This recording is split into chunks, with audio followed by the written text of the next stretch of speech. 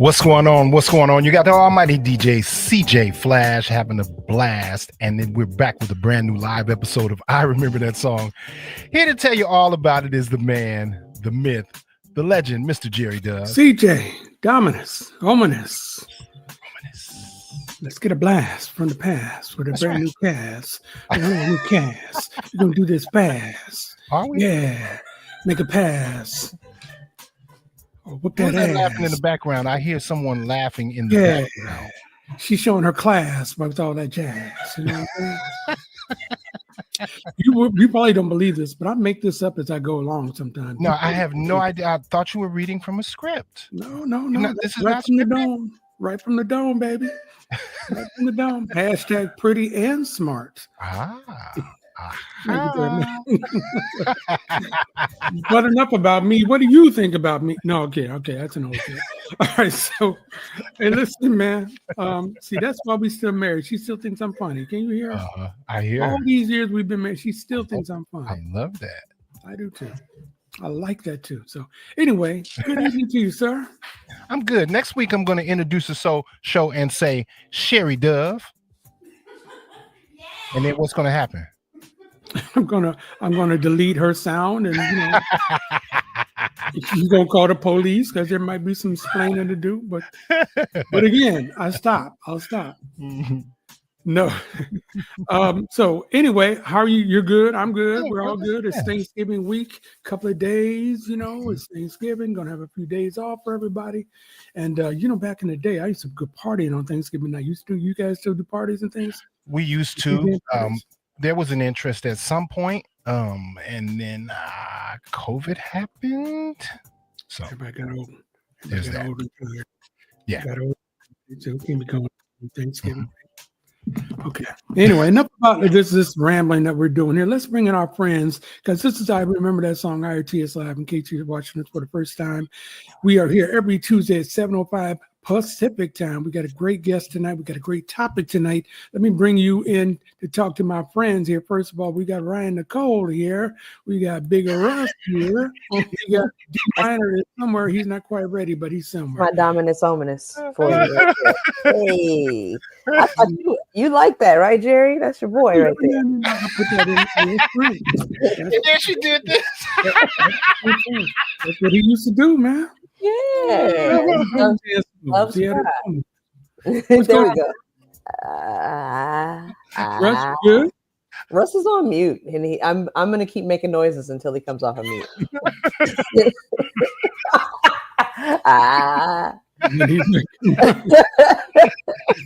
It's not working.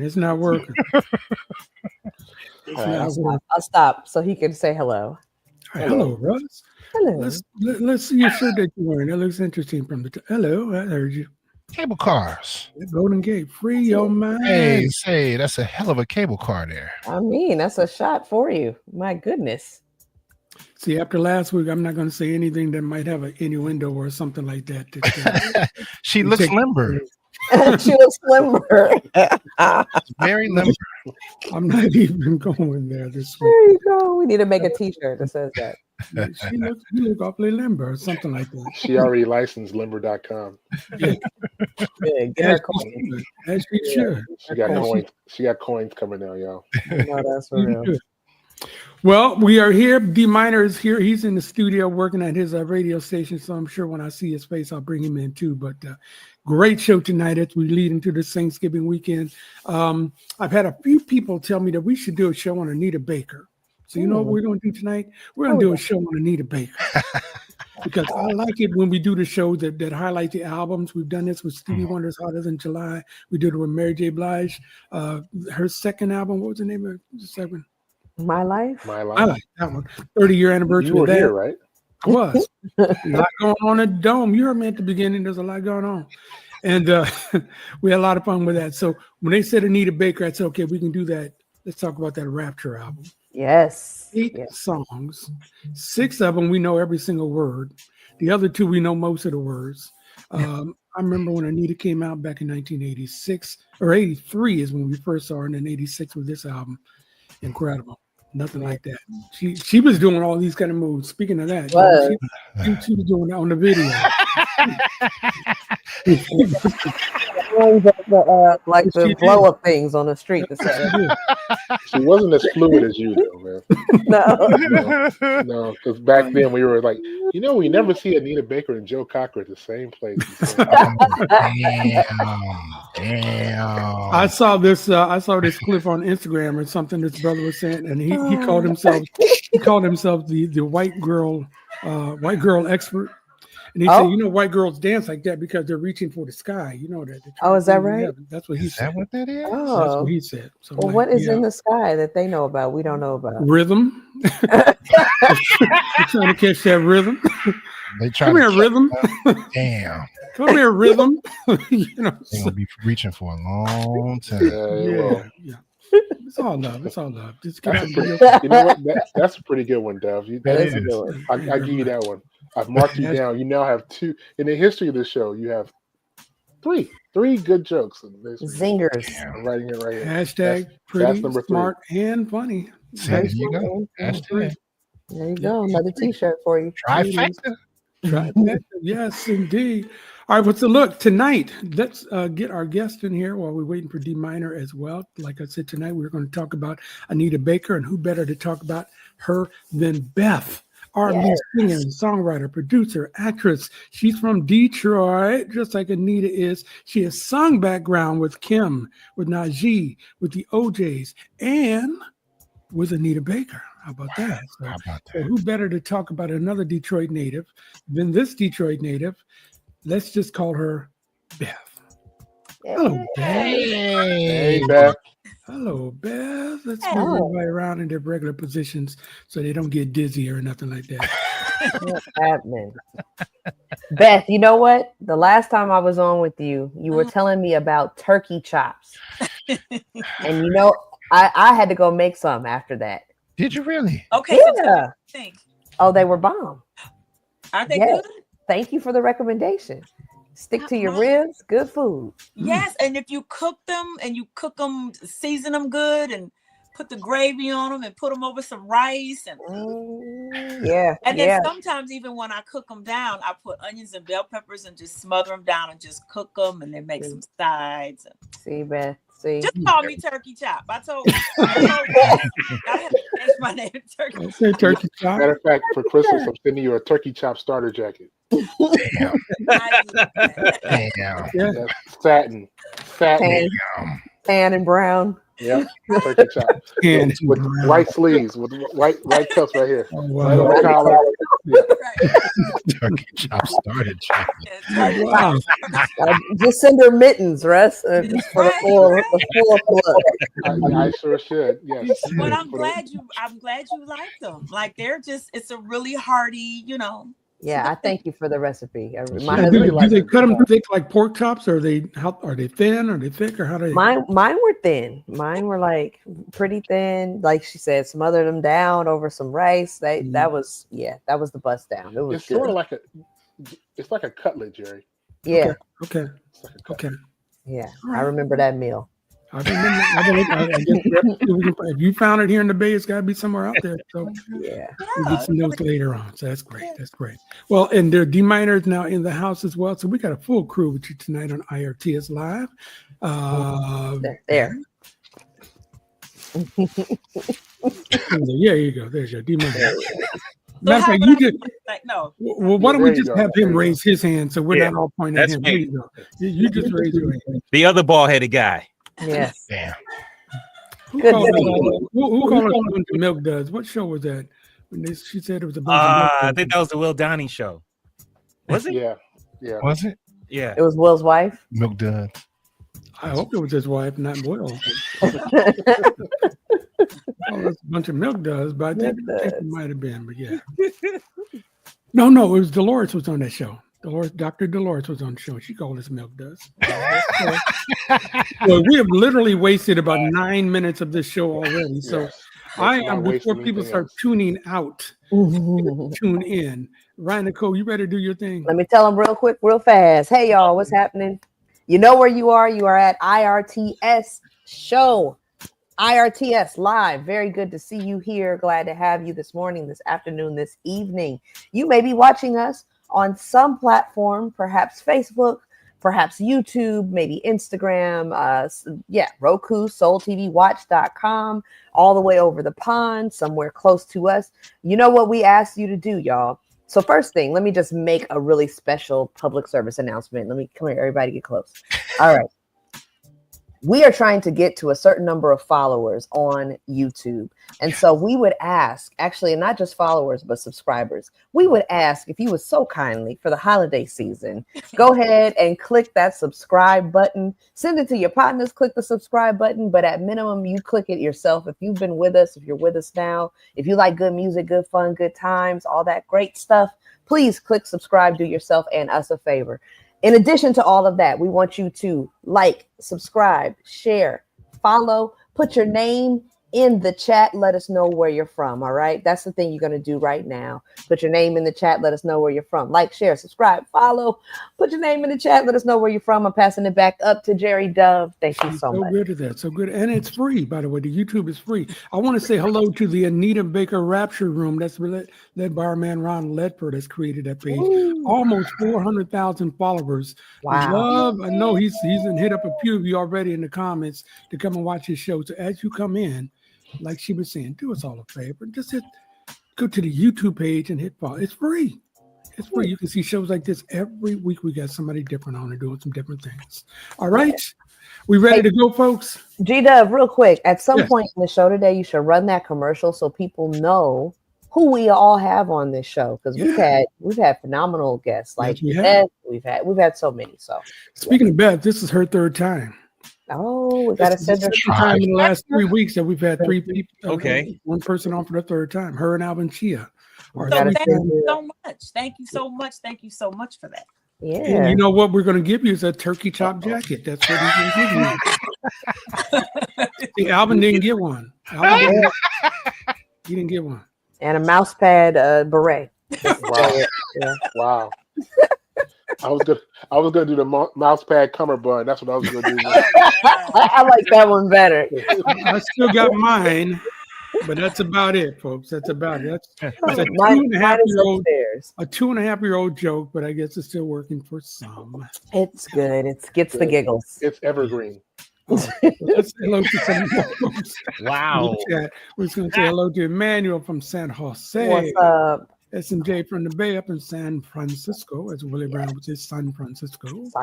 Kim Batiste is always here. She's down in Salinas, Monterey. What up? Michael Austin is upstairs from Ryan. And I know him. Ron Ledford, of course, is here from Detroit. Detroit City. What up, though? What up, though? What up, though? All right, let's start this.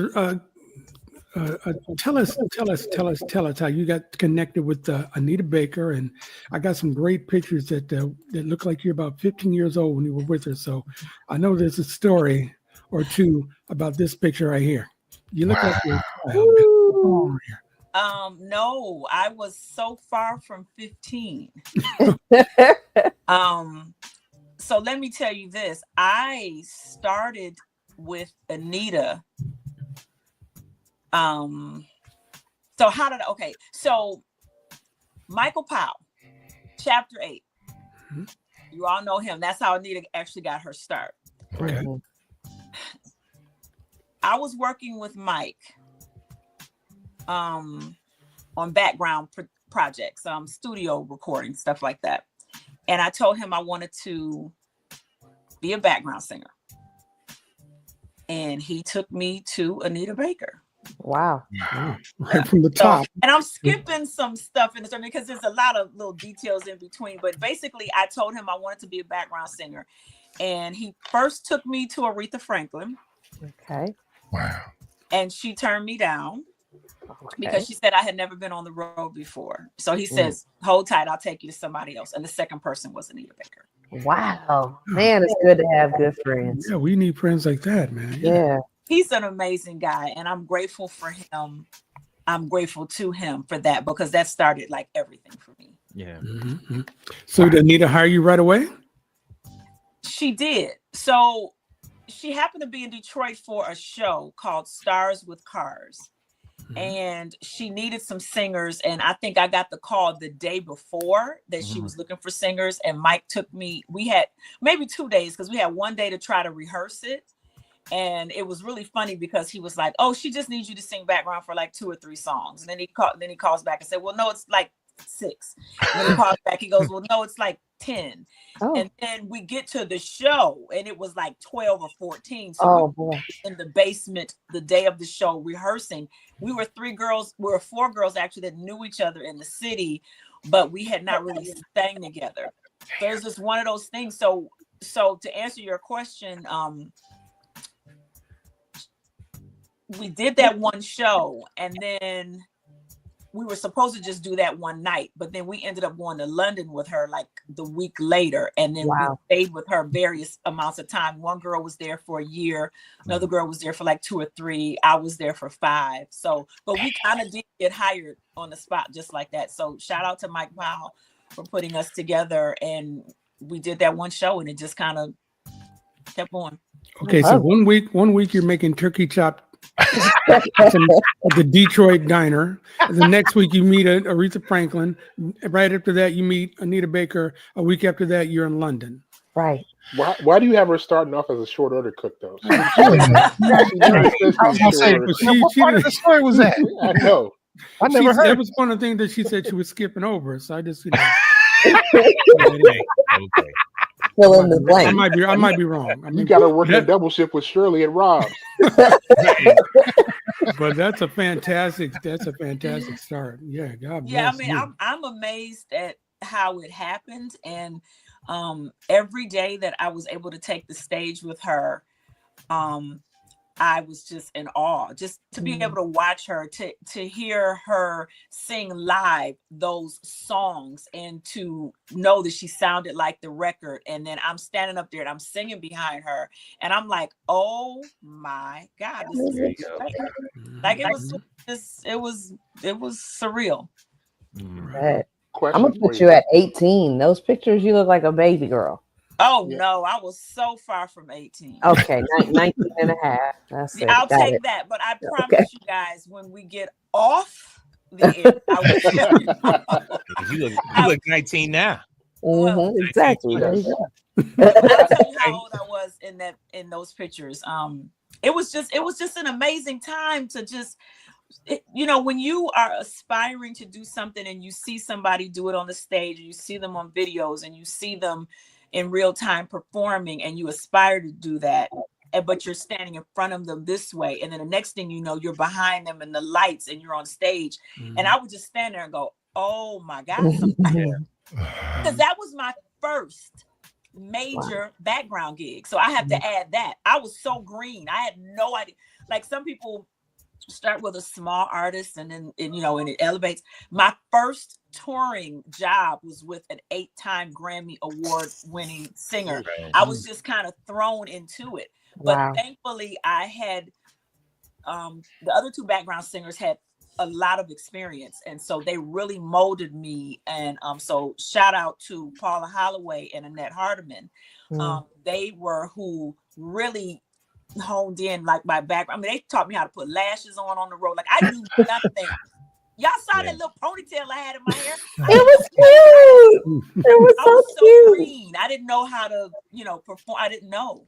They taught me everything. Wow. So who taught you per diem? Anita Baker, and her per diem is nice. Oh. Okay. She was very generous. She paid well. Per diem was good. I could not spend my check and just spend my per diem check. Nice. Wow. That's a beautiful thing to do. It was a blessing. It really was good. And we traveled well and she took care of us well.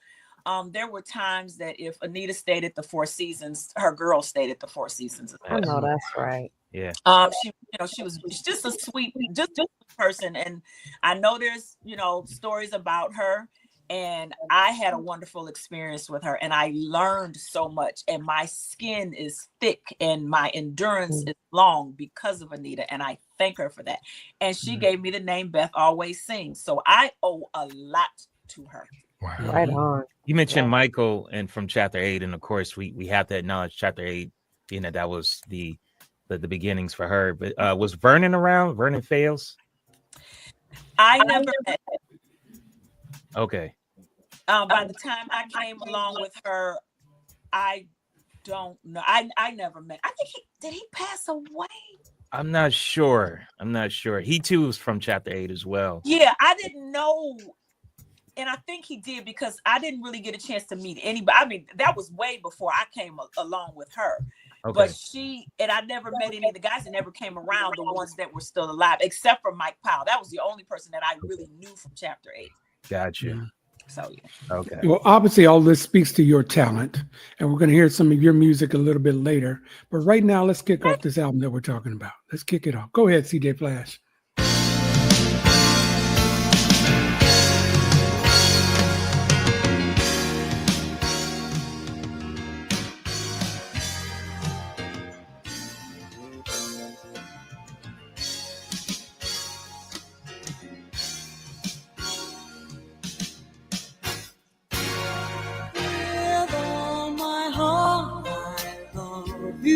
Baby, stay with me, and you will see my arms will hold you, baby, never leave, 'cause I believe I'm in love, sweet love, help me running out your love. I feel no shame. Hey. 1986 when this one came out. Yeah. We remembered Anita from Angel, which is like 3 years earlier. But when this thing came out, I was living in Monterey. I remember I put that stuff on and started cruising down the Highway 1 from Monterey to Pebble Beach. I'm thinking I'm somebody, man. This is perfect driving music, man. It sure is. I love that. I love that.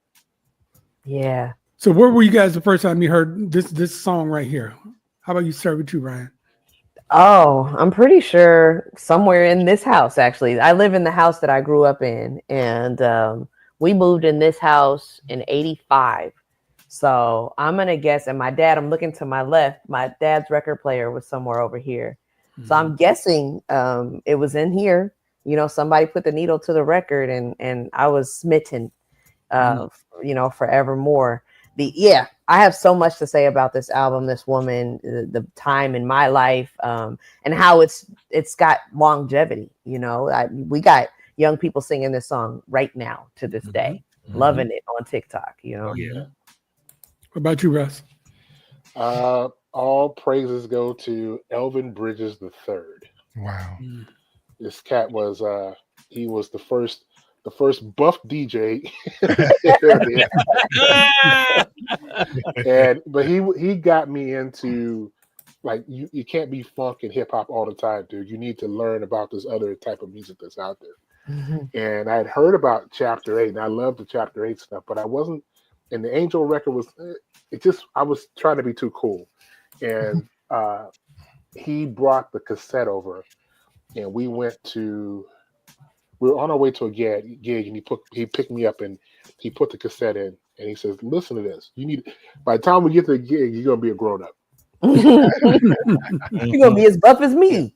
I mean, when I say buff, I mean this dude was swole. He was swole. There was two dudes. It was him and Greg Iceman Starr. They were DJs, but they were also part-time superheroes. They were just both of them. You put them together, they look like Verb. I don't know how comfortable I am with all this conversation about being swole in a car and being an adult by the time man, all together. It's kind of nobody went there but you, bro. I'm speaking for the people who I'm speaking. Do us all a favor and button one more of those buttons on that lavender. Just one more. He said, "Oh, in that case." just Please continue. I'm so sorry. That's my last little smart aleck remark. Go ahead. I'm serious. I'm focused from this point on. Okay. I actually went out and bought the record after that. Yeah. And I had the record and didn't know I had the record because it came in a record pool, but it was in just a regular white jacket with a white label on it.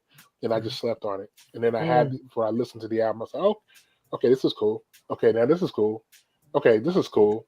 All right, turn it over. This is cool. Yeah, it's a good record, man. Yeah. Good record. D minor. What about you? Yeah. Where I was at, I was in my dad's stash playing in the sandbox and everything, and chasing the girls and singing love, you know. But yeah, that's where I was at. But yeah, the Rapture album. Oh man, there was no build up to Sweet Love. You just loved it. But when I would listen to Anita Baker, it was like you was a grown man. So I was like feeling like I was a little grown man. And, like that, you know, a little 8-year-old, 7-year-old or whatever.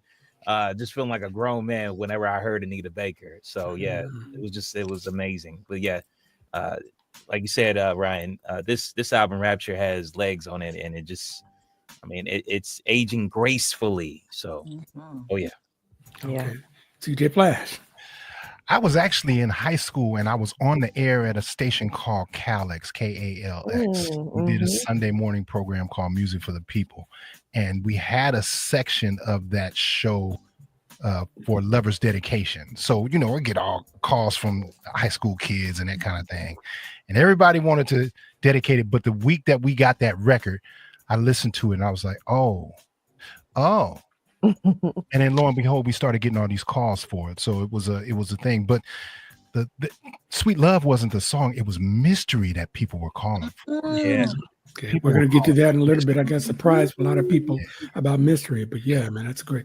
Now, Beth, you were in Detroit when this Detroit lady was coming out. You knew about her before this? I mean, did you know the first album, and then where were you at? Let me tell you, I had always, as a kid, listened to the radio, right? I knew who Anita Baker was, but I actually wasn't a fan. But I knew her songs because they came on the radio all the time, and because I love to sing, I would just sing along. I don't know if I really started studying Anita Baker until I started working with her. Wow. And that's just an honest answer. She's just always been there. So I can't remember when I first heard her, but she's just always been there. You just sing along, you know the words. But when I got a chance to really study her music and have to learn it and just listen to her phrasing, her articulation, her delivery, that's when I really became a fan of Anita. Just certain songs, just her passion, her the delivery. I think is one of the ones that I love. You feel if there's pain, you feel that. If there's joy, you feel that. Yeah. So that's one of the things I love about her the most. You can sit in the car, like you were saying, Jerry, that you riding in the car listening to her music. Like it's just easy. It feels good. Well, I just don't remember her not being there. You mentioned the radio, Beth, and was this was stations like WDET around and Jay Butler, Downtown Kevin Brown, who will be later known as Cousin Kevin Brown, were they really supporting this album, or her singles rather? I know they played Anita on every urban station in the Metro Detroit area, as far as I can remember. So if you were able to play some R&B, you know, Anita Baker was getting played. Yeah, everywhere from Lansing to Grand Rapids, everybody was claiming it. But it was good music. And it was great. Yeah. And it really just elevated Mike Powell's career as well. Wow. Because production on that record. Yeah, essentially she really took a lot of those key components of Chapter 8 with her. Essentially, you can say those Angel or Songstress and Rapture was all Chapter 8 stuff with just Anita Baker's name up front. Where she came from, that was her feel. And so you know, and I know you're gonna go over some of her other songs, but yeah, Mike did a great job on the production. It just was big, it was so grand, and it felt good. I mean, my husband said it in the chat. That intro, exactly. Yeah, it's like a big orchestra. What's the word? Orchestral. Orchestral. It's orchestral when it comes to, you know, dun, dun, dun, dun, like it's just big. And that's right. When she would perform the song, she would swing her dress, and she gave you the drama with the grand intro. That's a great song. Yes, it is. Yes, it is. All right, now speaking of joy, play that second one, please, CJ. You bring me joy when I'm down. Oh, so much joy.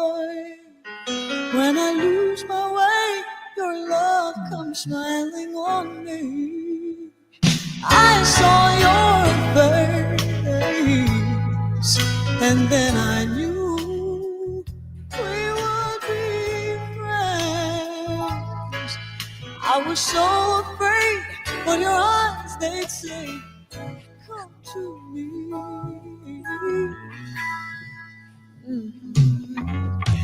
So I'd say to you, can we talk for a while? You'd say it's alright.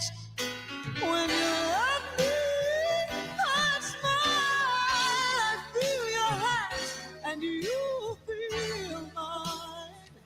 You bring me joy. You know, some songs they say are party starters. Ooh, love Yes. That song was a sing-along starter. Yes. Because as soon as she says, you bring me, you bring me, whatever key you want to bring it in. I think But- Sweet Love is the one that's the sing-along starter. Yeah, well, that too. Yeah. So Especially toward the tail end of it too. Yeah. But the beginning, Beth, can I ask you a question about Sweet? I'm gonna back up for a second. So when you're performing with her, because over the years it has become one of those songs where the audience sings the song for her. Yeah. Yes. Yes, and I've witnessed it a couple times where they actually had to start the song over. You know, she'll actually stop and say, "Okay, you guys did your job.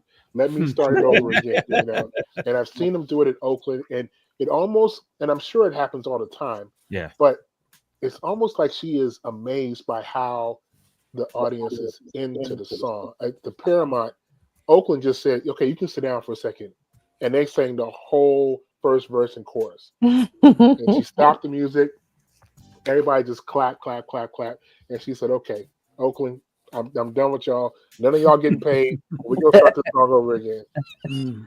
But I hear you on this one because it's masterful how they started it off with an acapella. Yeah. It's masterful because it grabs you just from like right there. I mean, and this is when Beth comes back. I really want to touch on her voice.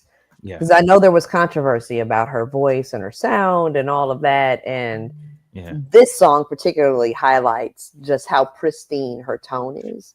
And I want to ask Beth, you know, being in the background, literally, you know, how she interpreted that sound and what Anita would do to perfect that tone. Welcome back. I'm sorry.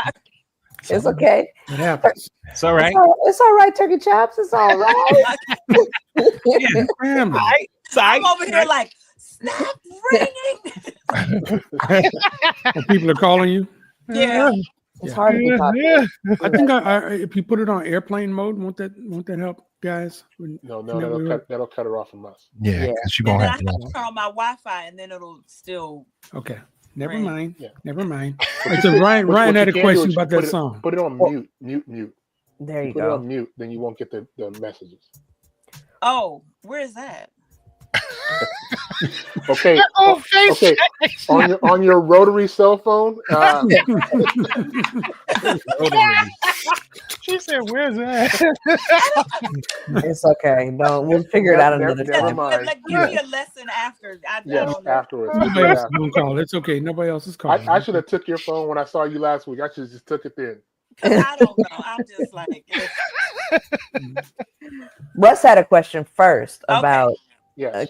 Go ahead and restate So yours. we were talking about sing-alongs and how Joy, when You Bring Me Joy starts, it's a cappella right. and people sing right into it. But I thought that Sweet Love was one of those songs that everybody just sang along.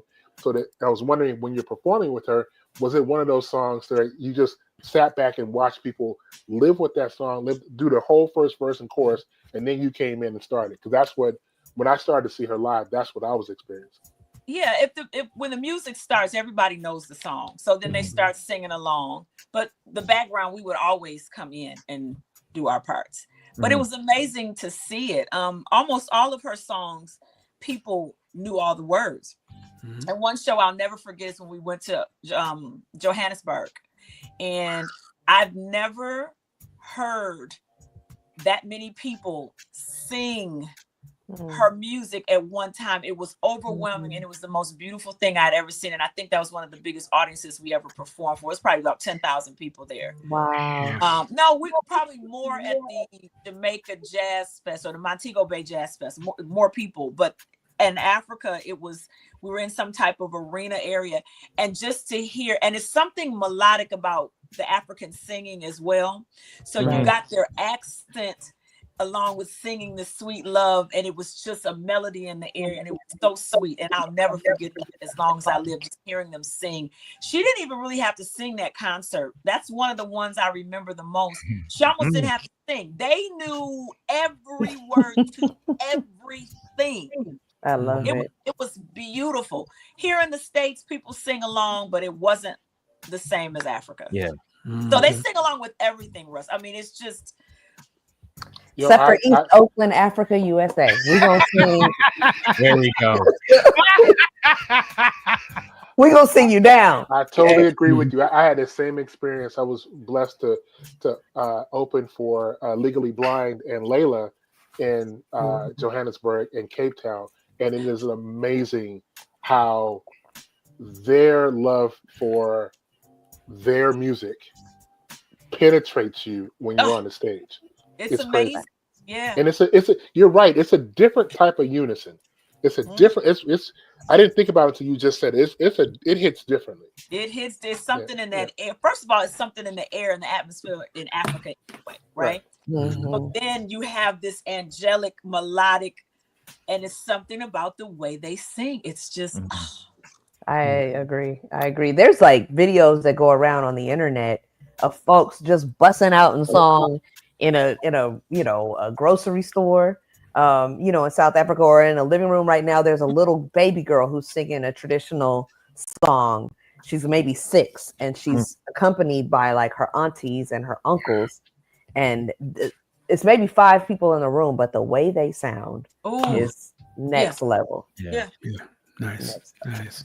Are you watching IRTS Live? It's every Tuesday night. We do this at 7:05 Pacific time. Tonight, we're saluting the work of Anita Baker. We're talking about the Rapture album. Our guest is Beth from Detroit, who has sung background with her and many, many other people, and had her own music as well, which you're going to get to in a while. She's also an author and does a whole lot of things. She does Steph Curry's, Night. She's doing that right now and all that kind of stuff. You also got the whole crew, the almighty DJ CJ Flash, D Minor, Brian Nicole, and Bigger Us. I'm Jerry G. Dub. Let's keep that music going, Flash, as we celebrate Rapture.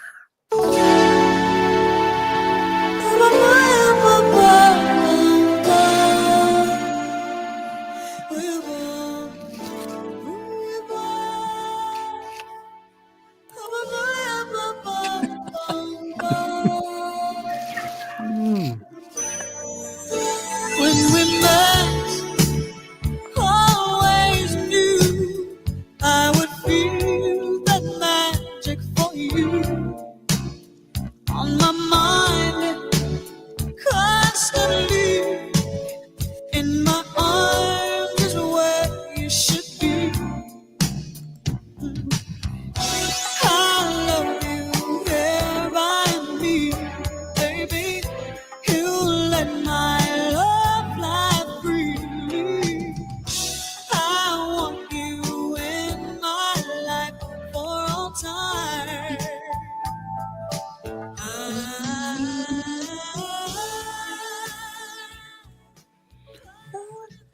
I know we talk about grown folks and stuff. I mean, I love the fact that she used the word rapture. Yeah. Rapture in a song. Come on now. That's grown folks stuff. I had to look it up. I didn't know. I like the way I had an idea, but I wasn't sure exactly what rapture meant because I'd never heard that in a song. That's fair. Well, rapture was previously preserved for the Bible, for Revelations. She twisted it and did something different with that, and I'm grateful she reclaimed that word. And then Blondie did it too. Yes, well, true. What'd you say, Beth? That means you are caught up. You are caught up. Wrapped up, tied up, and tangled up. Nose is wide open. Yeah, I know that's right. I'm thinking as we're going through the album and all the tracks and stuff, and I'm just thinking about it just came to mind as we were listening to Rapture. Someone that I can hear singing this song, it would be Diane Washington. Mm-hmm. For some reason, she just came to mind, and I'm like, wow. I can, to me, I hear Anita Baker. I hear a lot of that. Of Dinah Washington? Mm-hmm. Okay. All right. Well, Anita originally wanted to be a jazz singer, so she studied jazz singers.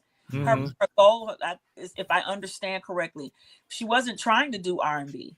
She wanted to do jazz. So you hear is her studying those jazz greats. That is what she loved to do. Yeah. It'd be like, it's like she's like, it seems like she would be like that hybrid of a Sarah Vaughan, Diane Washington for me. And that's what I'm hearing. It just hit me. I No, hear but that. you're hearing correctly. She would say, I'm a jazz singer that sings R&B. Yeah. Yeah. I mean, you can hear that in the approach to all the songs. And you know, later on in her career, she was able to do more jazz music, right? But you can hear that. Like, I feel like she never strayed far from the jazz aesthetic. It's what made it grown folks music, I think, in a lot of ways. She wasn't about sweating in a club and partying and all of that. She was like, you're gonna sit down, you're gonna have a nice aperitif, and we're gonna wear some nice grown folks clothes, and we're gonna sing these songs. You know. Okay, so you had me on jazz aesthetic and aperitif. Ryan is fancy like that. She's a wordsmith. You don't know it, but you just gave somebody an album title with jazz aesthetics. So. Jazz aesthetics, come on, and maybe me. Let me get. Hold on. Right. Put my trademark in on that one right quick. Yeah, you might want to take that for yourself right there. I don't even know what aperitif is. I know it's some type of drink after dinner. I don't know what it is. A liqueur, yes, it's a liqueur. So Jerry, I'm looking up that, and Jerry's looking up Rapture. Yes. This is a highbrow show we have going on tonight. Hello. So Beth, when you're singing these songs, and like you said, you get caught up because you can't believe that you're there sometimes. Right. How do you get? I mean, obviously you're professional and all like that, but it's got to be so emotional. I mean, just what you described in Africa brings tears to my eyes, and I wasn't even there. So how can you do that?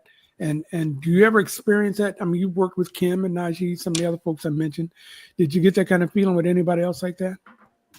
Or even when you do your own thing, and we're going to get to you in a second.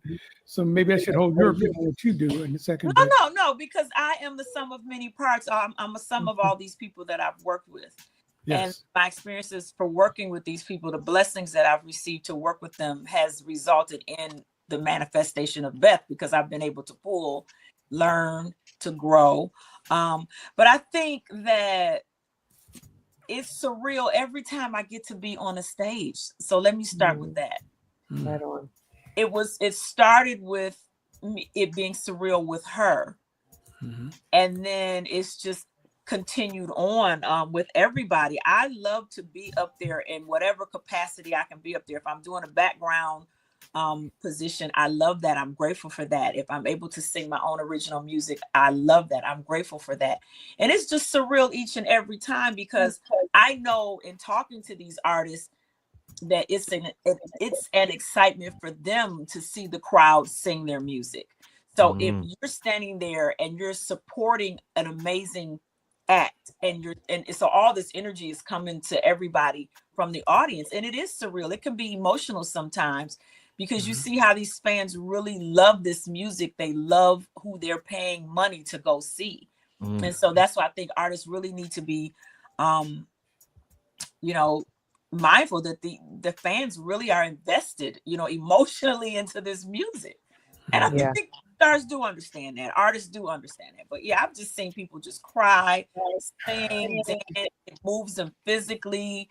Everything. Music is so therapeutic. It's it's amazing. Big facts.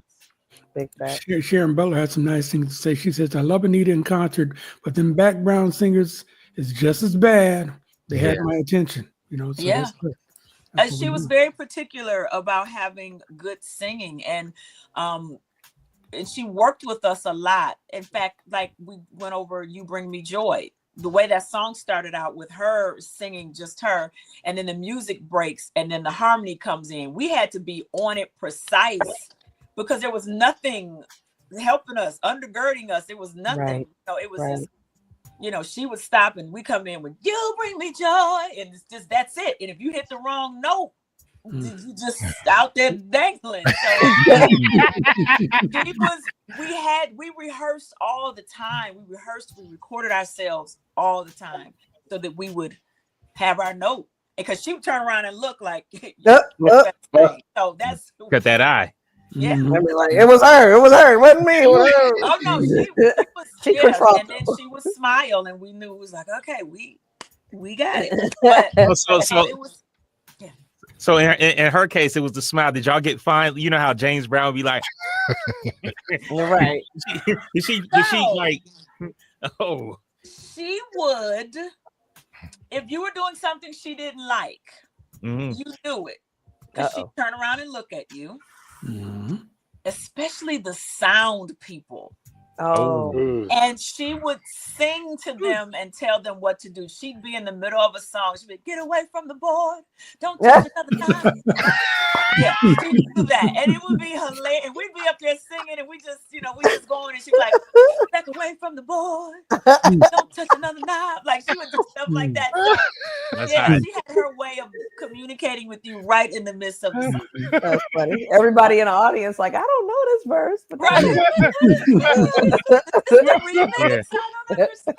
I've heard a rumor that she actually fired somebody while singing to them on stage. She fired the sound person. Oh, I've seen that several times. Wow. That's what I'm telling you. It was like, back away from the board.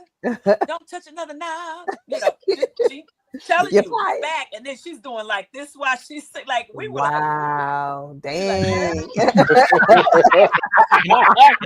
like nothing's going on. Just act like nothing's going on. And that's crazy. And all the while, I'm sure the audience is not catching any of this. Oh no! They would because she was telling them. She was saying the person's name. What the rumor I heard is that she actually said, "Y'all give it up for blah blah blah blah blah. This is his last show with us." Oh, so let me say this. That may, and I'm not even trying to be funny. That may or may not have happened while I was there. wow. There was. I don't remember everything, but it became.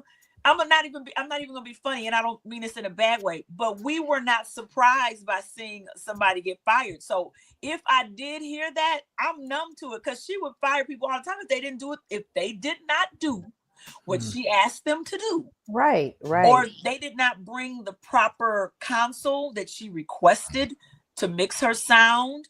I've seen that happen. Like, she was about her business. I ordered ABC. You brought me DEF. Yeah. Get rid of DEF and go bring me ABC. And she and I really love that about her. That she was really handling. She was handling a lot. Yeah, I wanna just give some support because I think as audience members, some people can receive that harshly. But let's back up a little bit to give Miss Anita and anybody else who's in this position some grace to help you understand she is the one that ends up with the egg on her face. When the sound is not right, nobody says, well, that sound man, could have put more reverb on her track or whatever. What they say is that Anita show was trash. They don't say, oh, the background singer sang a little sharp this day. They'll say Anita Baker was trash. So she has to be exacting, and anybody else whose name is on the marquee has to be exacting when it comes to the things that they want, the things that they request with ample time, the things that they rehearse, and the things that are or are not executed during stage time.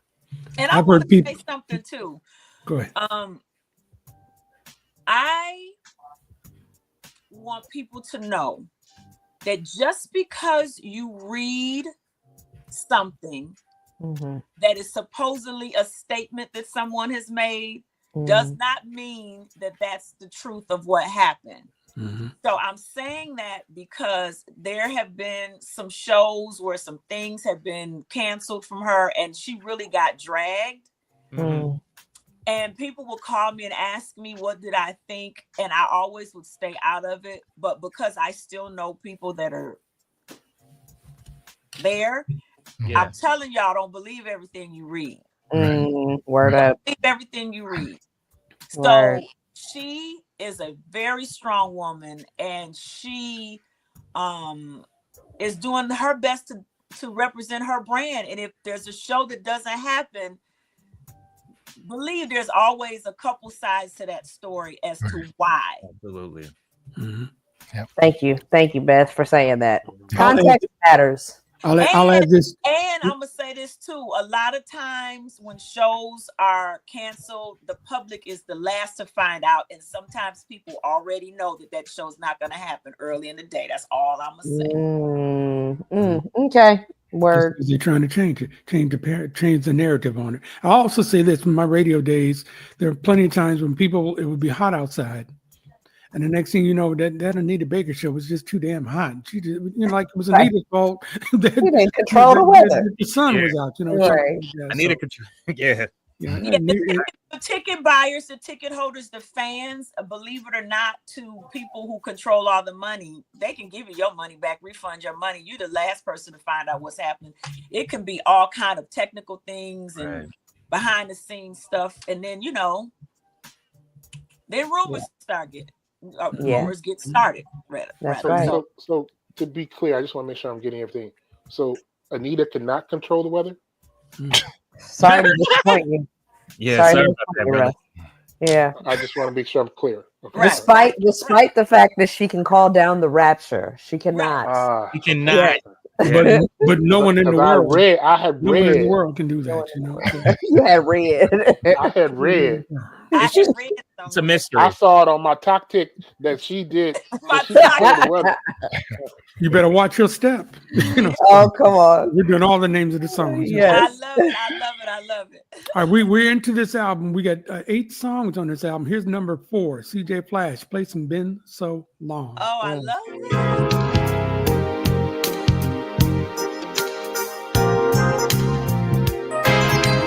I won't be neglected. I won't be denied the pleasure of your kisses, the pleasure of your smile. I think you take for granted I'll always be here just because I love you. It doesn't mean I won't despair. I'm missing you, baby. Missing you, baby. Again, sing along. Let's shout out some of the fellas that were singing on there too. Who's some of the guys in the background on the album? Yeah, Jim Gilstrap. Jim Gilstrap. Our friend Jim Gilstrap. Yeah, Jim was on that album. Yes. Nice. You were saying that's your favorite one? No, I'm just saying I know Jim. No, you were saying you love that song. I thought Yeah, that's one of my favorite songs on the album. I absolutely love that song. And when I was with her, she did not like to perform that song a lot. Why? There were so many songs that people would request and she wouldn't do. I don't know if she's changed, but she didn't do that song because she said that there were certain songs that she recorded that did not translate well live because they would be slow and it would be too draggy, and if you would speed it up then it took away the integrity of the song. If you did it the way it was recorded, it was too slow, and people would request that song. I think it might have been one other song too, but I can't remember exactly. I'll know it when I hear it, but we would love to sing that song. We would do it, and she tried to do it. She's like, no, it just doesn't feel right. So that's something that artists have to deal with. Just because you record a song and put it out, it may sound right in certain settings, and then sometimes they speed music up on the radio, like it's you know what I'm saying, so the sound changes, and then when you perform it live the way it's written, it doesn't always come out right. I was going to say something about the way she comes in on that. You could just see the whole scene, it reminds me of Nancy Wilson's song of oh my gosh, I can't even think of it, but it just feels like a scene. It does not feel as much like a performance song. It's so player the way she comes off. You know what I mean? And to be able to do that effectively, you need an intimate setting. You need a quietude in the space. You cannot do that in the stadium and achieve that same vibe. Right. Yeah. So as the audience though, who has lived with the record, and I drove into the parking lot playing the song, and I was singing the song, and I was standing in line to get in, and I'm standing in the snack bar line waiting on my hot wings, and I'm waiting for the lights to go down, and I'm singing this song, and the whole show goes off, and she doesn't sing that song. the disappointment of that is you don't understand it as the audience. You don't get that. Yeah. Because it's a song that's being played on the radio. It's a song that I fell in love with. It's a song that drove me to break myself for half my check for these tickets. So when I don't hear it at the show, I don't understand that. I get that. And you have moments where the audience is screaming out songs for you to sing, and you folks, you never rehearsed those songs. She's not gonna sing that song. You never rehearsed it, right? Yeah. You know, she's gonna sing, and it's not just her. An artist is going to sing the songs that are most comfortable for them to perform. You know, some songs you can record them, but that's not a song you performed. I don't think what most people, I guess what we're all saying is that a lot of people don't understand there's a whole show that's being put together here. Right. Not just a bunch of individual songs, but yeah. I've seen some artists that, that got tons of hits like she does, and they'll just do like Prince used to do this all the time, where he would just hit a couple of notes or a couple of lines from a song, just give you that, and then go on to something else. So, right. And that would be all you needed sometimes. But that's so.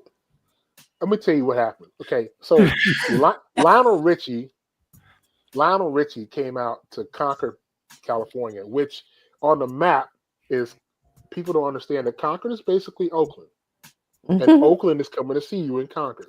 Absolutely. And right. So he played, and he's doing his pop show. This is just a couple years ago, maybe a couple years before the pandemic. And in his show, the bands, he ended one song, and then they started the drums for Zoom. Bop, bop. And people going crazy. And he turns to the band and says, "Stop," and they don't play the song. Suck the air out the room. Bruh. And it's outdoors. Yeah. You know how hard it is? Yes. Outdoor stadium. Yes. I mean, it was, and he stopped it like, okay, he's playing with us. He's just gonna come back to later. Yeah, no. Never happened. He saw him turn to the band, to his MD, and say no, and go like to the next song. And he was like, "And you're fired." But I mean, but when you have a song that's let's go back to Prince. Prince played Purple Rain 18 trillion times. Right. And knew that he could not get off the stage without singing that song. He knew it. He knew it. So there are certain songs that as an artist, it's kind of your responsibility. It's your responsibility. These people who love you through this song. That's real. You at some point you're gonna have to say, "I gotta sing this song." That's real. And I get it. But wow. I'll add that I've seen Prince 25 times, and every time he did Purple Rain, he did it like you heard it the first time. Yep. He never let go on this. I mean, he never mailed it in. Never. He never mailed anything in, but definitely Purple Rain. He killed. Oh no, he mailed in the Third Eye Blind. I didn't tour. know that. Yeah, Third Eye Girl. That whole tour, he mailed that in. Oh, Third Eye Blind. We're not going to tell you he's not above mailing in. Jerry said, "You heard him right there with that one. You heard him." No, well, did you see that show? No, I did not. No, okay, that's why. Bruh. I see. That's why I didn't get. What does it mean? What does what? Mailing it in means you just kind of just go by rote. You just kind of perform it, but you're heart's not not into in it. Yeah, you're not into it. You're not emotionally in it. Yeah. Instead of saying "hoo hoo," he would say "ooh hoo hoo hoo." Yeah. Purple rain, ooh hoo hoo hoo. Yeah, like that. Ooh, hoo, hoo, hoo. He never did that though. Never did that. Yeah. I love hearing your wife laugh in the background. You can't stop her. You can only hope to contain her.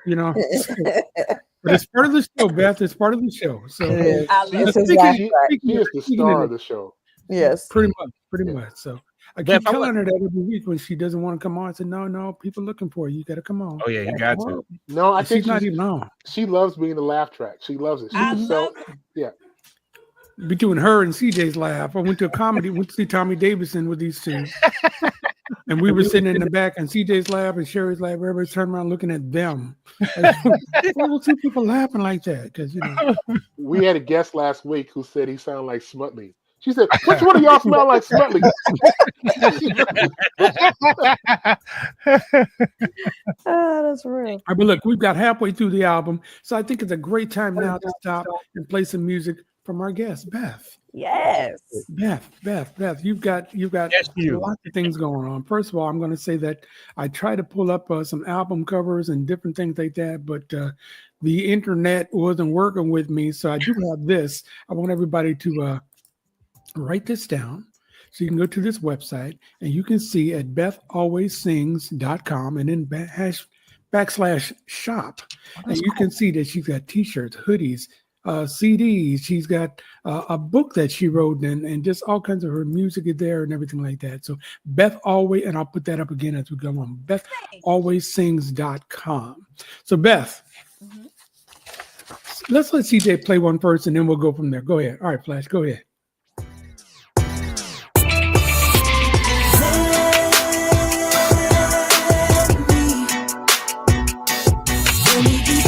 Take a load on the one you want to show off. You just let me,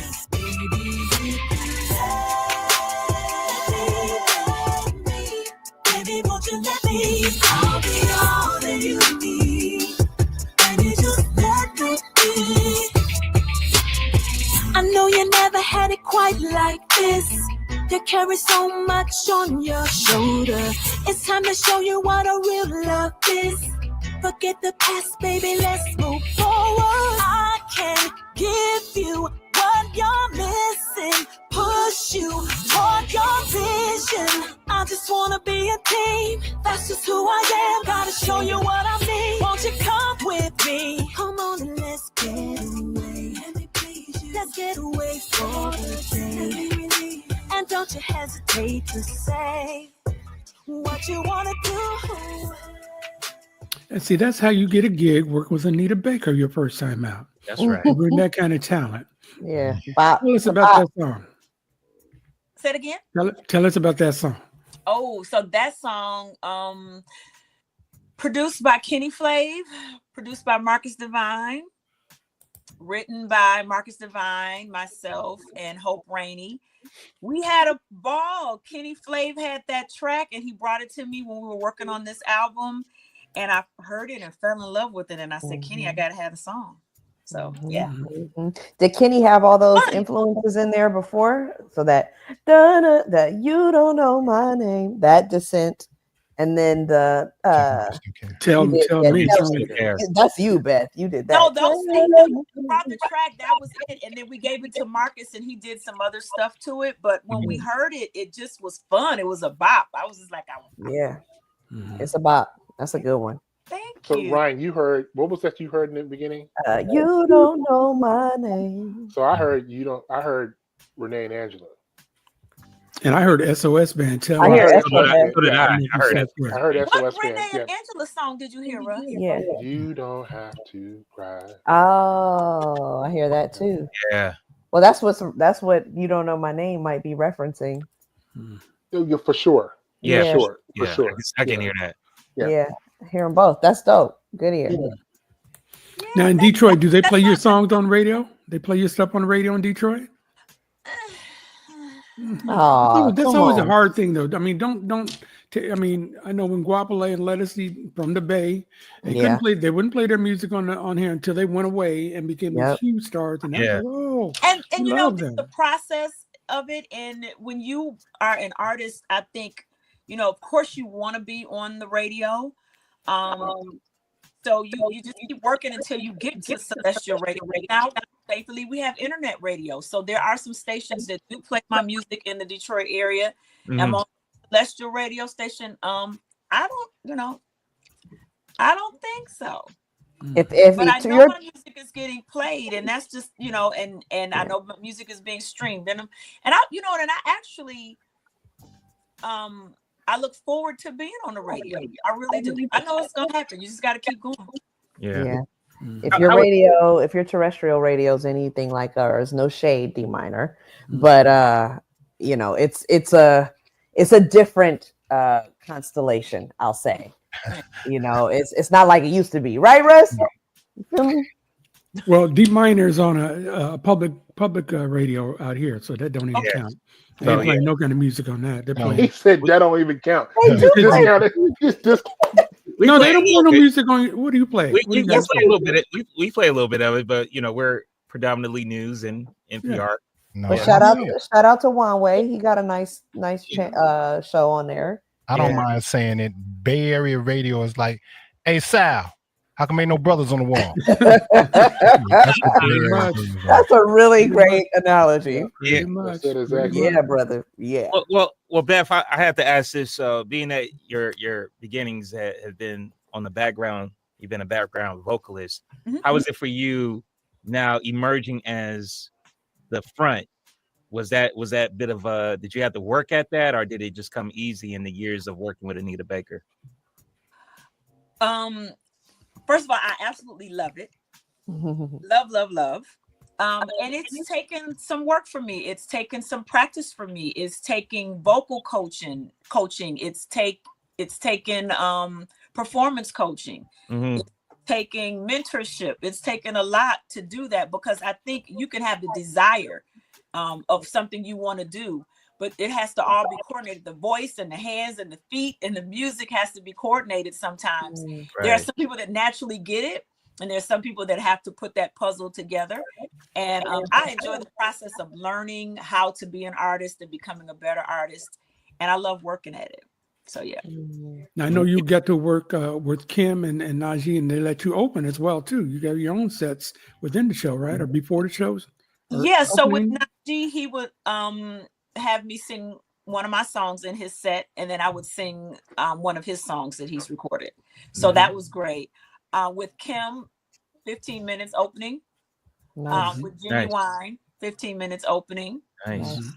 So it's been great. I've had a great year. Yeah. Who are some of the other influences that you would say that you were watching, as far as performing wise? Who are some of the people that you can say that you might have been influenced or took some notes from? First, I would say with Houston, like she's my favorite. So I enjoyed watching her perform. I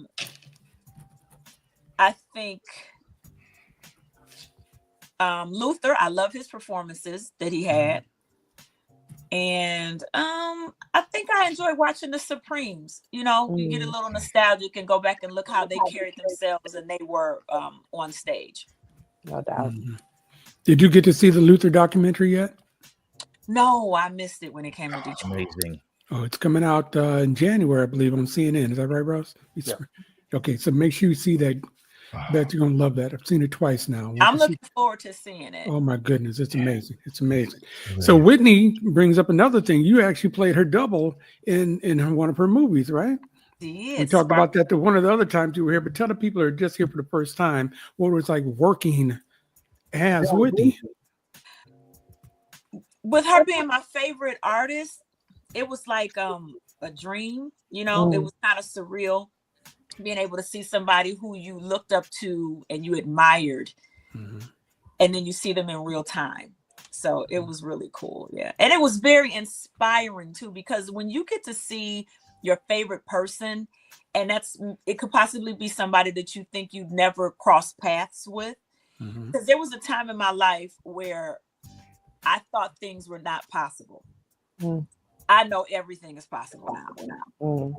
And at that time, when I didn't think things were possible, one of the things I didn't think was possible was me meeting Whitney Houston, because I was working with Anita Baker at the time, and the two of them did not cross paths. So I was working with, I was like, I don't know how long I'm going to work with Anita, but Whitney is nowhere to be found. I met all kinds of people. It just was, you know, there was a whole nother group of people that I met. And so when I met Whitney Houston, that was one of the indications in my life, like if there's anything that you dream about and that you want to do and you want to see and you want to be, baby, you can't tell me I can't do it. If I got to meet Whitney Houston, listen, like there's nothing to tell me that I can't do, because that was the one thing I never thought I'd do. What movie was that again? Sparkle. Yeah, Sparkle. Okay. And I remember you tell me that you actually you got to talk with her. What, on one of the last days of shooting or something like that? Yeah, so I was in those that have been on a movie set. I was in craft services getting some tea or something, because sometimes you're filming and the rooms are kind of cold and all that. So I was going in there to get some tea, and she happened to be coming through, and it was just, I was just totally starstruck. And I was standing there, I was looking at her, and I was like, oh my God. And I see her every day, because her filming time was about a month, and I would see her every day, but it was always from a distance. But this time, like, she was coming straight on, and I'm looking at her, and I'm like, oh my God, I'm like, okay. And they're always like, don't fraternize with the stars. And I was like, they just gonna have to kick me out today. Because here comes Whitney. So she came walking in, and I was just like, excuse me. I was like, I know I'm not supposed to talk to you, but I just wanted to say hello. And we got a chance to chat for a minute. And, that was life-changing for me too, because somebody so big and so grand and so majestic to me now became tangible because there's a conversation. Right. So things just got even more real for me. And just, got a chance to tell her that she was my favorite singer, that I wanted to be a big star like her, and that we had the same birthday of August the 9th. So I said everything I ever wanted to say to her. And I was like, Lord, you take me now. I'd have met But I was so elated to be able to, meet her. Like, no doubt. Yeah. I love me some Whitney Houston, man. Oh, I love her. God bless her. I commend you for being able to put your sentences together. It would have been all scramble board for me. I was like, my birthday is my favorite singer. You know what? I was so starstruck that I was stunned, but at the same time, it was like, get it together, ma'am. Yeah. Because I'm gonna tell you something. I've had situations where I let opportunities pass because I couldn't get it together. Yeah. And when I tell you that's the worst feeling in the world, I said, we're not living like this no more. So if she's coming to me, they're gonna have to put me out, because I'm gonna talk to her. I know that's right, man. Well, you mentioned Aretha Franklin and her turning you down because of the fact that you didn't have the experience of being on the road. Was that bridge ever crossed again while you were working with Anita? No, I never. Really? I got a chance to sing for Aretha Franklin. I think that they did a tribute for her in Detroit, and I got a chance to sing and talk to her again. Her and my father were friends, and he was her first touring keyboard player. Okay. So when I met her the first time and she told me I couldn't go out on the road with her, I told her who my dad was. And she told me, she said, oh, I know your dad. Me and your dad were friends and everything. She said, but I just don't want to take you out on the road because you've never toured before. So when I saw her again, we did a tribute to her, and I went over to her and I said, hi, Miss Franklin, how are you? And she said, hi, baby. I said, I'm Johnny Griffith's daughter. She said, oh, yeah. And I said, can we take a picture? And then we took a picture. So that was as close as me getting back to her again. Did you remind her of what she said to you? No, I did not. I just told her I'm Johnny's daughter. And she said, and that was it. But I didn't say, you told me I can't. No. Right. I'm on the road now. Oh, woman. And I come a long way. Right. I'm a woman now. Well, let's shout out your father, Johnny. Johnny, you said he was an original member of the Funk Brothers, a legendary Motown band. Yeah. So again, your life is you had no choice but to go into music. You had no choice. You know, you're in Detroit. Your father's in the Funk Brothers. Yeah. You had no choice. I did have a choice. But I just chose the one that my heart. There you go. You know what I'm saying? I let my heart lead me and what felt good to me, because I had done corporate work. And so I got an opportunity to be in the workplace and punch a clock. And then I got a chance to get on the stage and allow what was natural in me to come out. And I chose, my heart. So yeah, that clock can kick rocks. Yes. Yay. Well, And you know what's crazy? You guys are talking about the Funk Brothers. I was cleaning up today. I know this may be backwards, but when the Library of Congress Music Division. Oh, snap. Wow. Standing in the shadows. Yes. So they did this, and I was cleaning up, and I found it, and it's all kind of stuff in here about my dad and the movie when they did the movie, and Eddie Messina. So this is really, really cool. And then I've connected with one of, the Funk Brothers, Eddie Bongo. One of the Funk Brothers, he's one of my dad's friends. Well, his son is my actual personal trainer at the gym. Oh, that's crazy how we connected. So we talk about our dads sometimes. Nice. Eddie Bongo, that was Marvin's right-hand man. Yeah. That was it's in here that he was his it said he was his valet, then became his bongo player, and then a studio bongo player. So yeah. Wait, sidebar. Wait, I love was it. Dad the spy out of that crew? Say that again. There was a story about the Funk Brothers and how they would kind of be moonlighting in other places. So I guess Motown had hired one of the Funk Brothers to be a spy within the crew. Oh damn! And I wanted to ask, was that your dad, or was it? Yes, I was going to say you're telling the story about my dad. He was the spy. Yeah. Wow.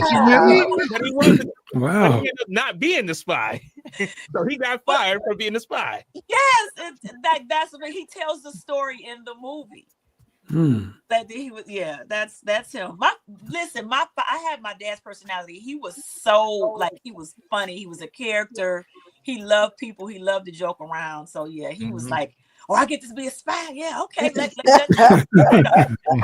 He was a prankster. And he didn't look his age either. Wow. He did not look his age. My father listen, he had some good skin. I was like, oh my God. Yeah. My daddy's a handsome man. He was really healthy. He was very must be them turkey chops. and all that. So Turkey. That was funny, Russ. Nice. All right, let's get one more from Beth here, okay? Flash, and then we'll get back to Anita Baker.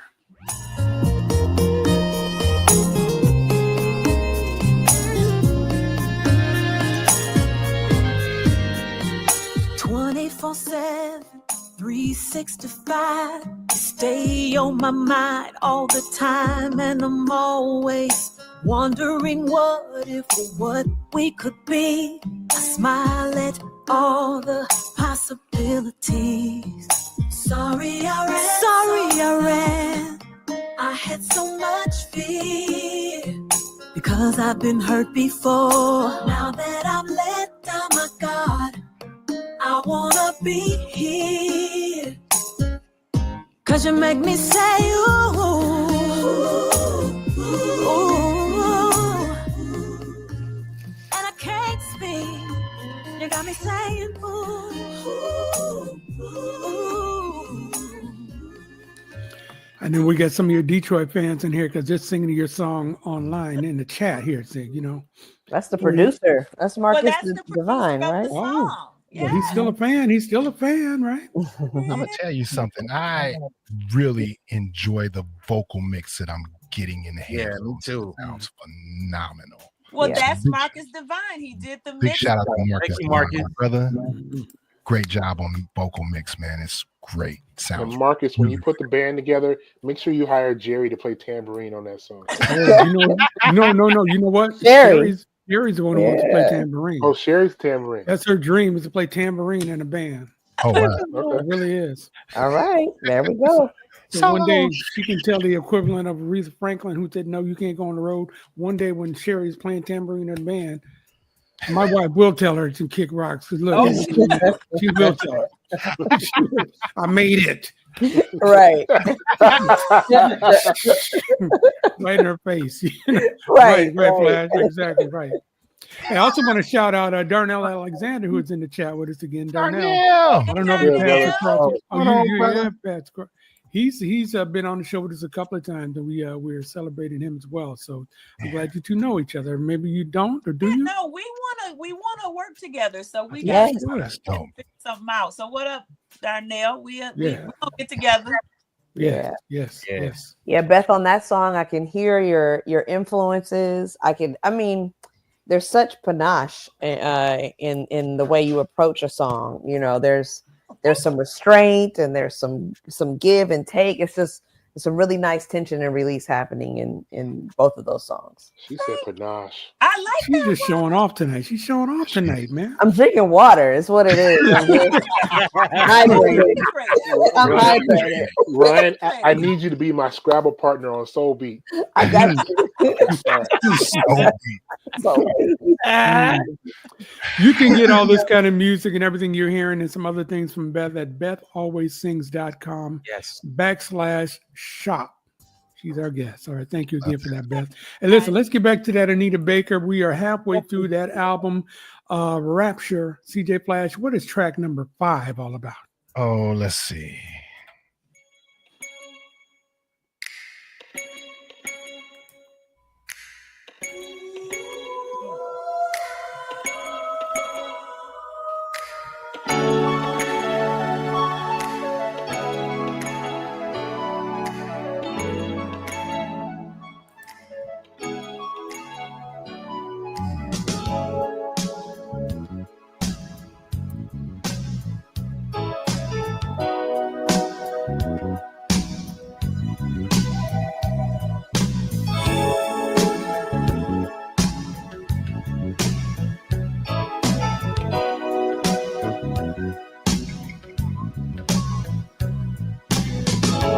Turning back the hands of time, holding on to misty memories, chasing shadows through the night, trying to find my happy ending, reaching out for another chance at heaven. We could still find a way if we try, baby, believe in this story. Okay, let me throw in some trivia here. First of all, Ron Ledford, who again leads up Manhattan the Anita Transfer. Baker Rapture Room on right. Facebook, almost 400,000 followers, making 400,001 by the time this night is over. Follow that page. He says it was originally performed by the Manhattan Transfer. All right, we all know because I've been posting it all week. Who wrote the song though? Rod Temperton. Rod Temperton. Rodney He Temperton. waved, yes. D minor couldn't wait. I beat him up, and he just, you caught a piece of me with the bat, man. So yeah, nice. that song couldn't help but be a class. She did make it all her own. She did. Yeah, You know what? Too, I know we had a guest on once talking about how radio stations didn't like the long intros. I noticed a lot of her songs have long intros. And so I don't know who it was. Maybe you guys remember was saying that some of the songs they had to shorten the intro because they wouldn't play them. Yeah. Radio stations like to keep it like 3 minutes. We were talking 3 minutes, about 32 Frank Beverly seconds. Mays. Yeah. Yes. Yeah, Mays was notorious for those long intros, those 2-3 minute intros. Yeah. Mm-hmm. She got to set the vibe. You have to set the mood. Yeah. And I really do appreciate the patience of musicianship that allows a song to develop and emerge, and then you're surprised by the way the vocalist approaches the lyrics, just the arrangement, the whole thing. Yeah. Mhm. Instead of just being onslaughted by like, okay, I'm gonna just rap in your face, sing in your face right now, like no, Yeah, but she does both. she has done both, She does, and we hear it on this album for sure, which really displays her versatility. Mm-hmm. Mm-hmm. Well, I remember this song as it always being the first song that she came out on. Okay. Okay. First song. So she would open the show with Mystery. Okay. That would be the first song. It would be Mystery. I hear that. And now, did she ever consult? I'm sorry, Ryan. Go ahead. I just want to know where it goes from there, but I think your question will also lead to that. What does she do after Mystery? Like, how does she build the set? Well, how is her set list done? Yeah, so Mystery. I wouldn't traditionally think Mystery would be the opening song to come out. Plus, for the time I was there, we did that, and I think we went right into Sweet Love after that. Okay. Okay, that's tight. Okay. Yeah. So what was the closing song? The finale. Fairy tales. Okay. Oh, okay. Do it in. Yeah. But so that would be how we walk off with the haze. But that was her song. Wow. And if she did an encore, then it would be Angel. Oh, Angel. Of course. Right on. Yeah, that makes Yeah. sense. Oh, listening to the I Rapture. remember this. Wow. Okay. Listening to the Rapture album is, it's almost like no one else could do this album. But I have to ask Beth, and being that this other person is from Detroit, has there ever been a comparison with Anita to Alicia Myers? Being that Alicia was first from One Way? I can see that happening. I didn't hear the comparison, but I can see how that is. They both have that contralto voice. Yeah. Could you hear her singing this album? I could. Maybe. Yeah. Maybe. Okay. What? The gentleman in the bottom row. Well, please go ahead. Russell Gaywood, House and Home magazine. What is contralto? Contralto. So you know that there is a soprano, an alto, a tenor, a bass, right? Yeah. But then within the soprano, you have first soprano, second soprano, meaning you have a soprano that's really, really high, and then a soprano's lower register. So an alto, you have first alto, second alto. So it would be based on an alto setting of the voice, which is a lower register for a woman most of the time. And a contralto is like an alto that really has deep, like almost like tenor in her voice. So it's like an alto tenor. Like Phyllis Hyman. Tenor notes, because Hyman. she had that bottom in her voice. And then she could sing really high too. Like Anita sang much higher than people realized that she could sing. Yeah.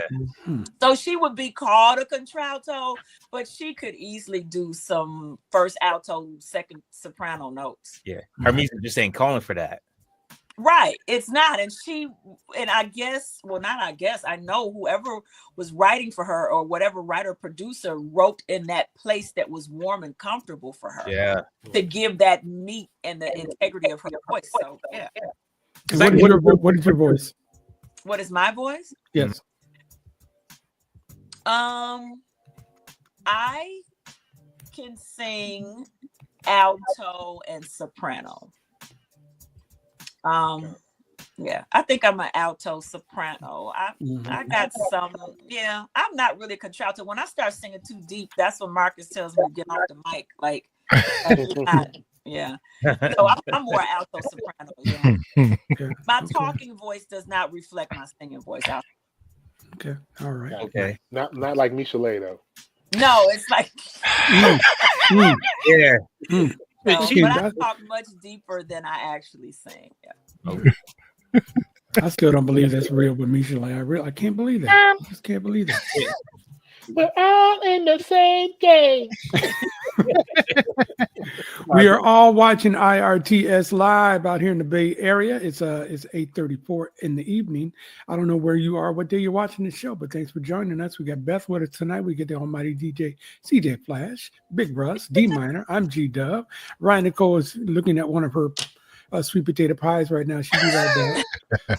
So Flash, play another song so we can get going, man. Get another song going.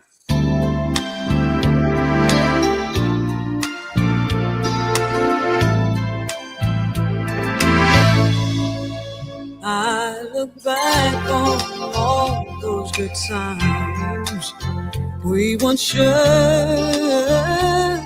and I must have been blind just to think I'd find someone new, one who'd love me better than you.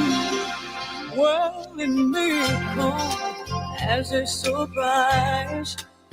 Loneliness has opened my eyes. I tried every love I could find. Still I can't get you out of my mind. 'Cause there's no one in the world to hold, no one in the world you do, baby. All these songs on one album. Oh, Everybody. y'all taking me back. All these songs on one album. Where we take you to? What are you thinking about? I mean, just the shows and hit after hit after hit after Well, hit. that's what we do, Beth. That's what we do. But I'm just saying, like she would sing these songs back to back to back. That's what I'm talking about. And I would just stand there like all night, like it was just. And another one, and then you're like, oh wait, I'm supposed to be in here now. Okay. Right. I'm supposed to be doing this part. You know, so that's great. Yeah, it was amazing. Every song was a hit. Yeah. Mm-hmm. Now listen, when you have a show that has so many hits, is there any room for creativity, or like the audience will take you in another direction, or is it really regimented? Hers was very regimented. She would stop and talk and laugh, and joke around with her audience. But the songs, she kept hitting them over the head with those hits, one after another. They said Teddy was like that. Teddy Pendergrass, his like what you're saying, Russ. The question you asked, I heard Teddy Pendergrass's shows were just like that. Yeah, you got what I want. Yes, yes. Turn them off. I saw Teddy a long time back in the day, and he had to stop and just talk to all the women, because Teddy sweat like Patrick Ewing. So he had to get him a towel and talk to the women, and they have women jumping up on the stage and all that kind of stuff. So those shows better let it go. Absolutely. PKO. Okay, four jokes. Four jokes. 2 in one show, Dove. Thank you very much. Thank you very much. That was funny. Hey, listen, this album, believe it or not, was not all that well received by some critics when it first came out. I'm talking about the critics from Rolling Stone magazine and those kind of critics. Yeah. Who listens to them? But by the time the year was over, they ranked it number 36 on the list of the 100 greatest albums of the 1980s. And the same magazine listed as number 404 on their 2020 list of the greatest 500 albums of all time. So I guess they learned, didn't they? They learned. They did. I don't know. Rolling Stone is questionable for me. Absolutely. Yeah. Absolutely. And sales you can't deny a sale. So Right. Yeah. Right. And longevity. I mean, so there were no streams back then. So Right. Deny a sale when it's manipulated. Mm-hmm. You have to go out and get that album. Sold over 3 million copies, or sold over 8 million copies worldwide. It won a Grammy. Sweet Love was a top 10 Billboard hit, and it's the one that won the Grammy too. So that is a hit album. Yes, And what I loved about it too is that the second one was giving it the best I got was that the next one. That was a bomb too. And so was the one after that. And, I mean, she was on a run for quite a while throughout the 80s. And the 80s was no joke for a lot of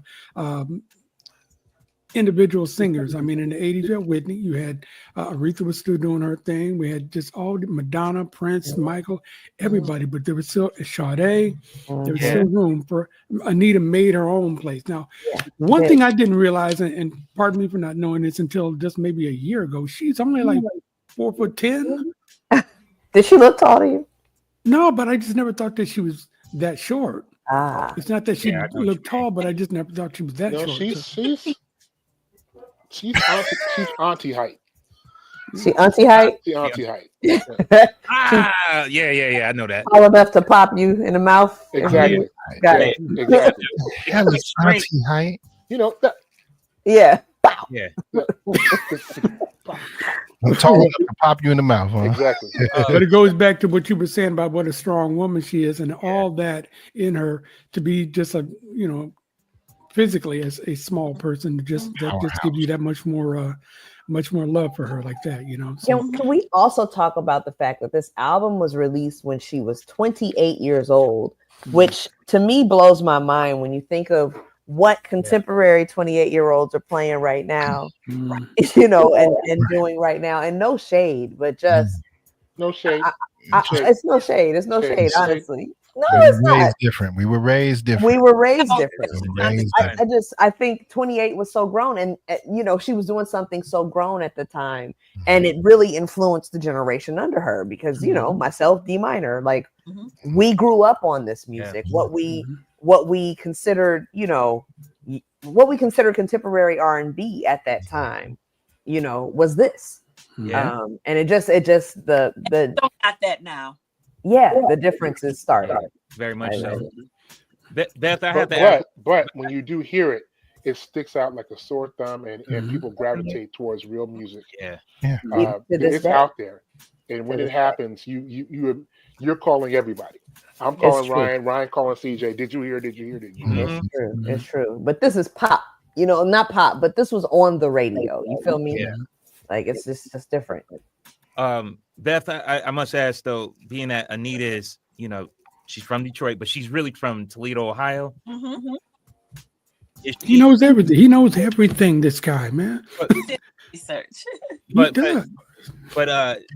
did y'all really did y'all really claim her? Is she so Detroit that you kind of that Toledo, Ohio is more of an afterthought? As far as, like, where she's from? Nobody talks about Toledo, and it's no shade to Toledo. It's Anita Baker's from Detroit. Like that's that. Yeah. Like the Bay Area claims Frankie Beverly. And let's If you think about it, because the career of Frankie Beverly and Mays was built out of the Bay Area. They were here. They didn't build it in Philly. They built it here in the Bay. Right. You're right, D minor and Lettuce. You're right. Yeah. Yep. Lettuce. Yep. Built that career right here. Yeah. And she claims it too. I mean, they claim it just as hard, and I'm sure it's the same for Miss Baker. Well, no, she claims New Orleans a lot. Lettuce.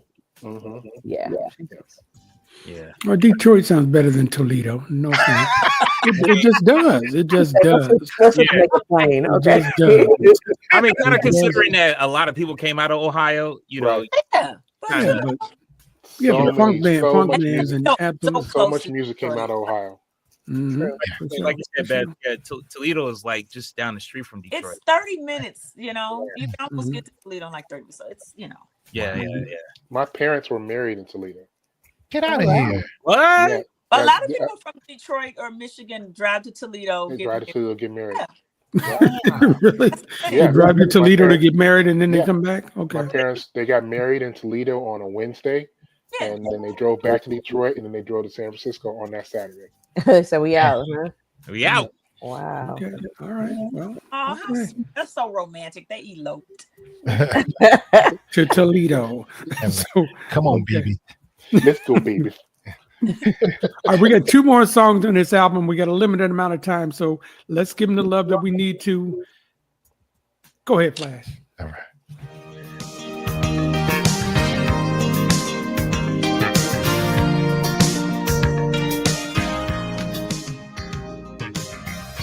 Flashbacks of the times we've had. Some made us laugh, and some made us sad. We used to break up to make love. All the fun that came from those love games. Oh, when I think I need someone new, no, it just won't do. Because I think about you, baby, from beginning to end. 365 days of the year. I want your same old love. Oh man, that's that All I feel wanna do good. is Okay, those backgrounds on that one are so fire. Did you have fun singing these backgrounds? Because they're like they're against the. I did. Yeah. It was. Everything was just. It was strategically placed. It was melodic. It was the harmony. It was the unison we had to sing. It was all of those things combined. It was just really fun doing her backs. I really enjoyed it. Like it was just fun. Yeah. I can't help but think about the tribute back in 2010 on the Soul Train Awards that they did for Anita Baker, and who was it? Kim was there, El DeBarge was there, and there. Yeah, she was there. Right. She'd be sitting in the audience. They got a couple shots of me sitting with her because I love it. Yeah. Okay. I had like hair then, so. Because I remember, Deion Ferris and Guaple did Same Old Love, and Tamia, and then Hathaway, and then that's right, Layla Hathaway. Yeah, taping. They honored her, and they honored Ronald Isley. Mm-hmm. Is that how Layla got a hold of Angel? Angel? To an award show and seeing one taped live. So I met Jesse Jackson that night. Oh my God, it was so awesome. It was a fun night. Right on. Yeah, there you go. Jesse's a big man. I've met Jesse. He's a big man. He sure is. That was Barrel an chested. awesome tribute for her. That was an awesome tribute to see the artist perform, you know, and do that. So yeah.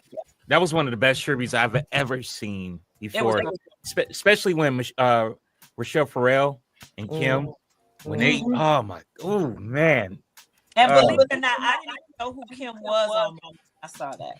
Oh wow! Really? Like I had just started to know who he was. Because I had been gone with her on the road, so I wasn't in the Detroit area to see him developing his career. Believe it or not, now I work with him. That's crazy. Full circle.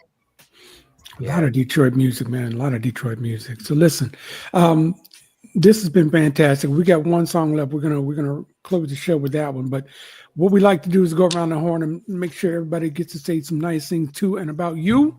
So Brian Nicole, it's always ladies first. So please. Thank you.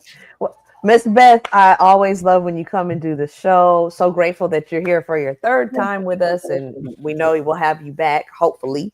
You know, to talk about other projects, other music, and release more of your music. You know, I wish you continued success in your career. I love everything that you're producing. I love your exuberance. I love the history that you have behind what you do. And just, you know, bless you on your journey.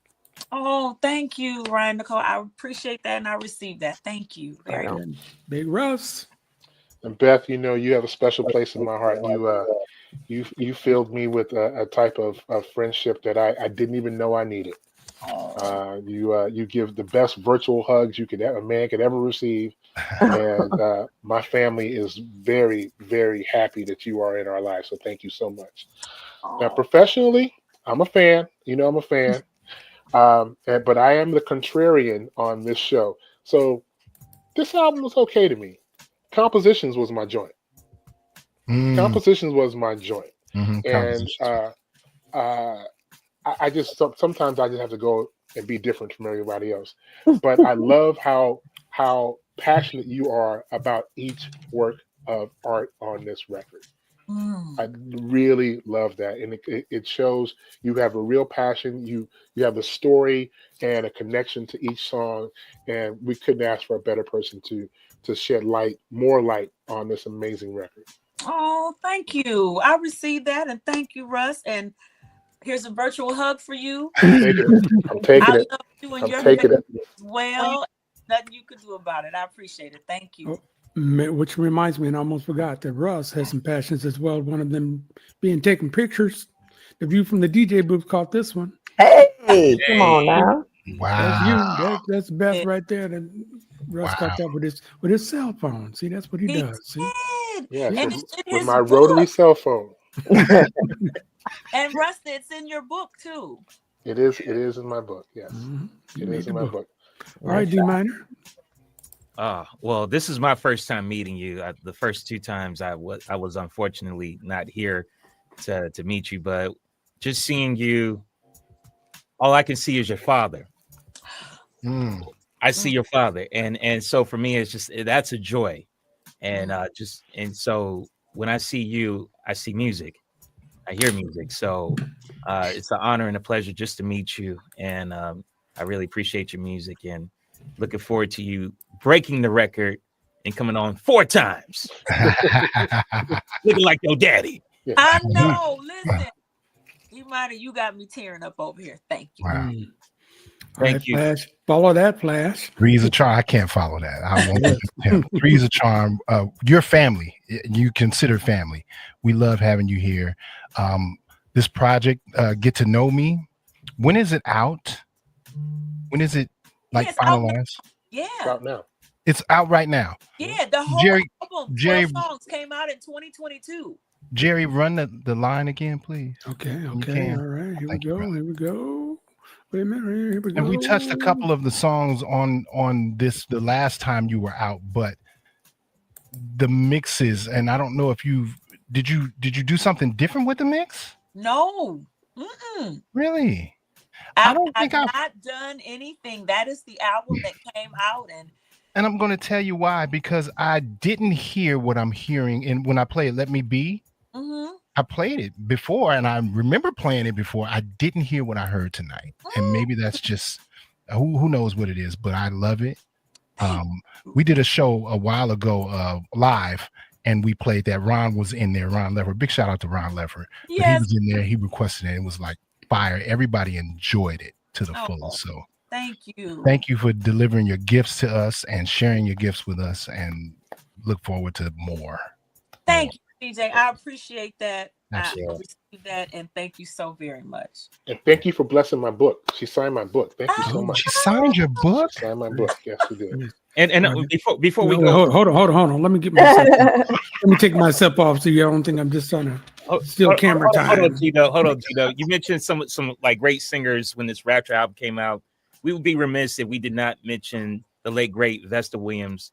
Yeah. Who started with Anita Baker.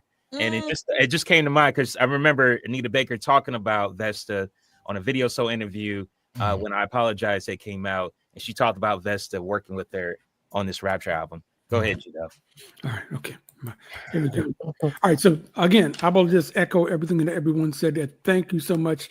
You're a third person. You're 3 times the charm, and just we always learn things from you, and just you got a great personality. I met you that one time in Concord, and you're just so sweet, nice. It's one of my favorite pictures. So I want to thank Ron Ledford for connecting you with me and for suggesting we do an Anita Baker tribute. I want to thank Showbiz. Our guy Showbiz, who also was the one saying that we need to do an Anita Baker tribute, especially this album. So I think it worked. Everybody, what you think? I say so. I'm going to talk to all these extra people that are in the chat tonight that I know you're from Detroit, because Ron posted about 97,000 names in there. Please go to our YouTube channel right here at IRTS Space Show and hit subscribe. It's free. We do shows like this all the time. I'm going to do what Ryan Nicole said and run this thing about all the different guests that we've had over the last few years on IRTS Live. We do this every Tuesday at 7 p.m. Beth, thank you so much. Happy Thanksgiving to you. Have a fantastic weekend.